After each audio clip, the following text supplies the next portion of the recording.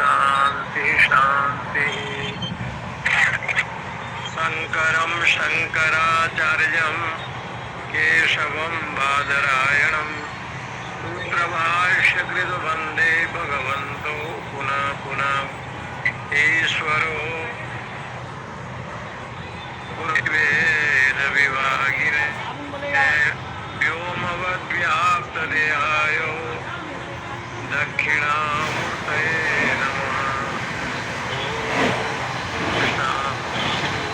शांति शांति। श्री राम जय राम, जय जय राम। श्री राम जय राम, जय जय राम। श्री राम जय राम, जय जय राम। श्री राम जय राम, जय जय राम। यतश्चोदेति सूर्यो अस्तं यत्र च गच्छति तं देवाः सर्वे अर्पिताः ततो नास्ति कश्चन एतद्वै तत्। आत्म तत्व की प्राप्ति का जो लक्ष्य भूत सनातन ब्रह्म है, उसी विषय को लेकर के भगवान धर्मराज ने आठवां मंत्र में बड़ा अच्छा उदाहरण दिया कि अरण्य निहितो जात वेदा गर्भ इव शुभेतो गर्भणी भी दिवे देवम युज्यो जागरी बद्भीर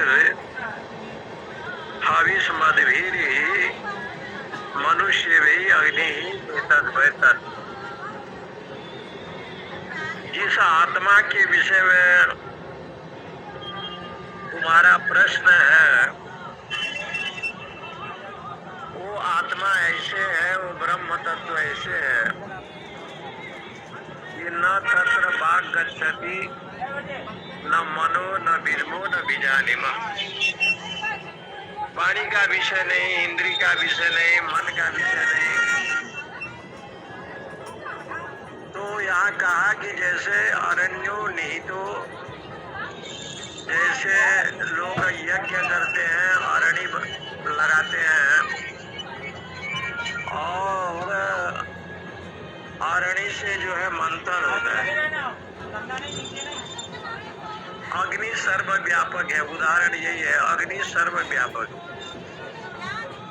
सर्वव्यापक होने पर भी वो लकड़ी में भी अग्नि है, लेकिन जब यज्ञ में अग्नि उत्पन्न किया जाता है तो अरणी को जैसे मंथन करते हैं, तब जो है जात वेदा, ये जो अग्नि है उसका जन्म होता है। अग्नि तो वहाँ है, लेकिन अग्नि को प्रकट करने के लिए मंथन की आवश्यकता पड़ती है। इसलिए उन्होंने कहा कि इसी प्रकार से चराचर ब्रह्मांड में परमात्मा व्यापक है। जब गुरु अपने शिष्य को मंथन करता है, अधिकारी बनाता है, इसलिए आप लोगों ने सुना होगा उद्दालक जब भी श्वेत केतु जी को संबोधन करते हैं या उपदेश देते हैं उनके पिता, तो कहते हैं हे सौम्य, आप सौम्य सरल हैं। क्योंकि जब तक व्यक्ति सौम्य नहीं होता, सरल नहीं होता, धैर्यवान नहीं होता, तो उसके जीवन में सद्गुण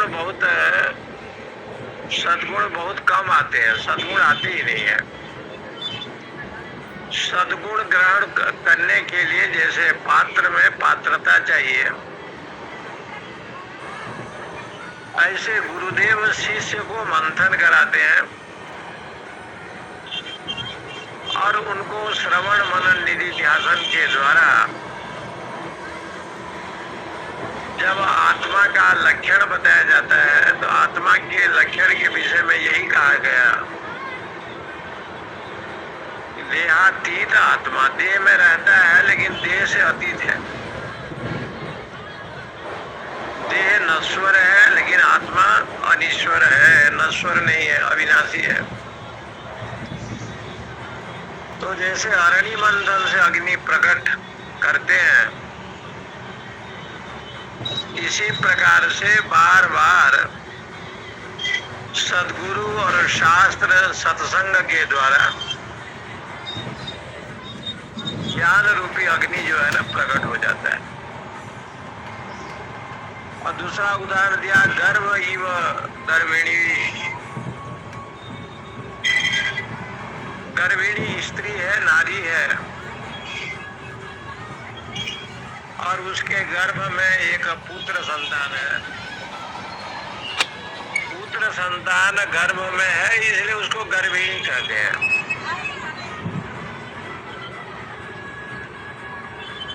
वहाँ संस्कृत में गर्भिणी शब्द का प्रयोग सांपों के लिए भी आता है, सर्पों के लिए।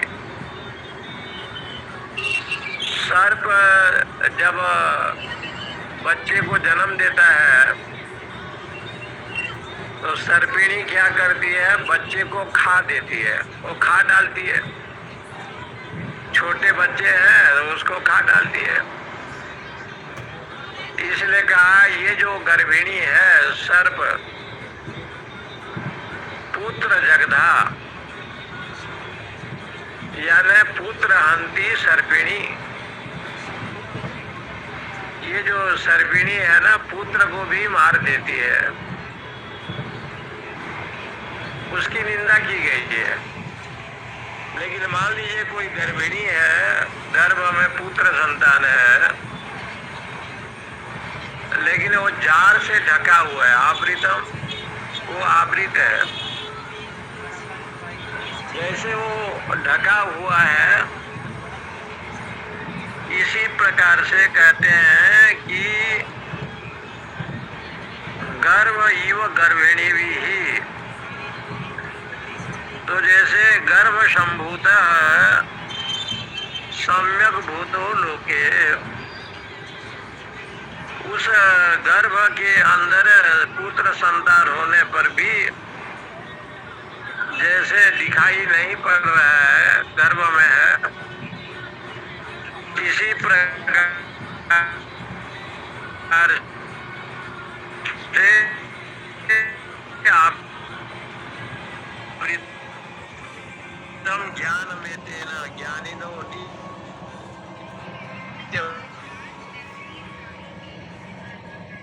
मेरे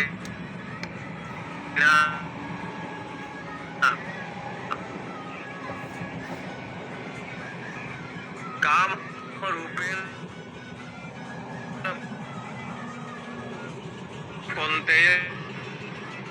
दोष और विक्षेप, ये आवरण का कार्य है। जैसे गर्भिणी में गर्भ पुत्र संतान का है, इसी प्रकार से शास्त्र कहते हैं कि अनेक जन्म जन्मांतर के ये जो शरीर मिल रहा है, शरीर मिलता है, उसमें अज्ञानता आवरण ही जो है विक्षेप का कारण है। मन की जो चंचलता वृत्ति है वो आवरण के द्वारा होता है। इसलिए उस आवृत जिसका आवरण जिनका भंग हो गया है, ऐसा साधक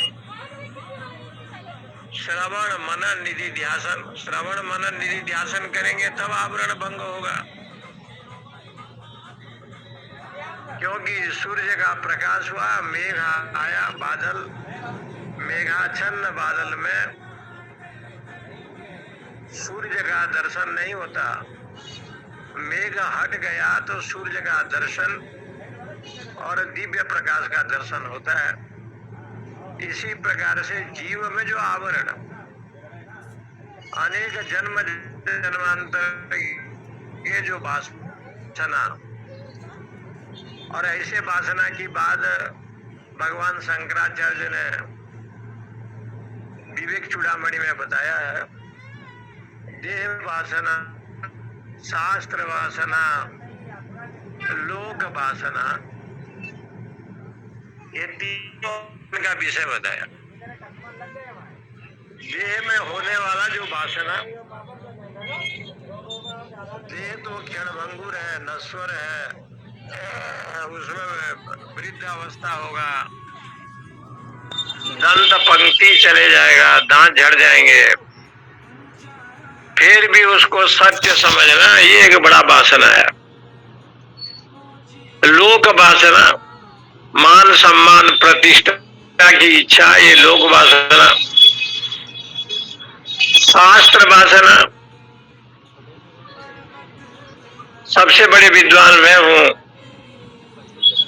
सबसे बड़ा ज्ञानी अहम, अहम ज्ञानी, अहम विद्वांस, ये जो अनेक प्रकार के जो धारणा है ना, ये भी शास्त्र जो वाद विवाद होता है वो उचित नहीं है। शास्त्रे वाद भयम, शास्त्र में जो वाद किया जाता है, शास्त्रों में कहा तर्को अप्रतिष्ठानात्। भगवान शंकराचार्य ने ब्रह्म सूत्र में लिखा कि तर्क करने पर कोई महत्व नहीं होता। विद्वान लोग तर्क वितर्क इसलिए करते हैं कि उनको अद्वैत सिद्धि करना पड़ता है, ब्रह्म सिद्धि करना पड़ता है, और ब्रह्म सिद्धि करने के लिए, अद्वैत सिद्धि करने के लिए अनेक युक्ति लक्षण प्रमाण के द्वारा, इसलिए शंकराचार्य को कहा ना श्रुति स्मृति पुराणानाम। आप श्रुति को भी, उपनिषद को भी जानते हैं, स्मृति गीता आदि स्मृति को भी जानते हैं, और पुराणानाम, सारे पुराणों का भी आपको गहन अध्ययन है। आलयम, सारे ग्रंथ को आप जानते हैं, वो लोग आपके आश्रय में रहते हैं, अद्वैत का मंडन करते हैं, द्वैत का खंडन करते हैं। विद्वान होने का एक लक्ष्य ये है कि द्वैत का खंडन करे, प्रपंच का खंडन करे। प्रपंच सत्य नहीं है।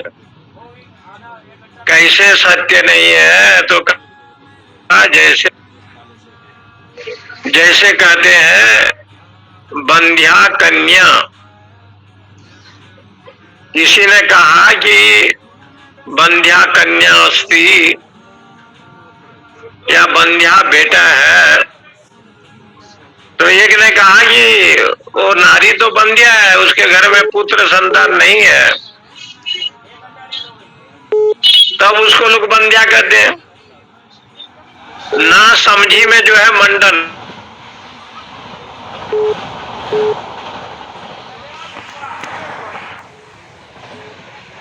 इसलिए जो है ना उसको लग रहा है कि बंध्या माने क्या, नहीं है। जब बंध्या का ज्ञान हो जाएगा, बंध्या शब्द का ही अर्थ है पुत्रा भाव।